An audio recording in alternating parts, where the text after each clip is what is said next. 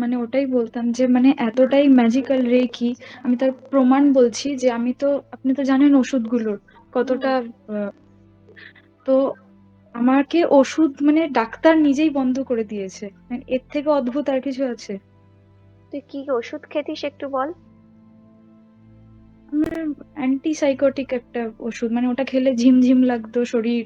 আহ এই জন্য আমার এত ঘুম পায়।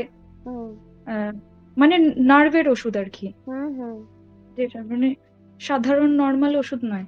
তো হুম যাই হোক, তো ওইগুলো আমাকে মানে খেতেই বলেছিল, সেই আমি 2020 থেকে খাই। হুম তো সেটা আমাকে এখন একটা খেতে হয়। যাই হুম হোক, এটাও হোপফুলি আমার বন্ধ হয়ে যাবে আশা করি। হুম হুম। তো ওইগুলো তো আর আমার খেতে হয় না, মানে এটা তো আমার একদম, কি বলবো আর কি, একদম এত ম্যাজিক মানে তো দেখা যাচ্ছে, তো মানে চোখে দেখা, হাতে কিরকম করছে বা শরীর ঠান্ডা হচ্ছে, এগুলো যেমন এক একজনের ফিলিংস, কিন্তু এইটা তো একদম স্বচক্ষে লোক দেখতে একদম পাবে। একদম।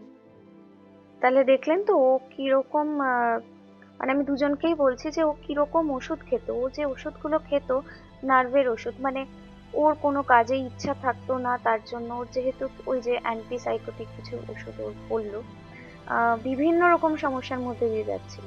আজকে রেকি প্র্যাকটিস করে করে করে করে ওর কিন্তু ডাক্তার ওষুধ বন্ধ করে দিয়েছে। একটা ওষুধ চলে, সেটাও আরো যত প্র্যাকটিস করবে ওর কিন্তু বন্ধ হবে।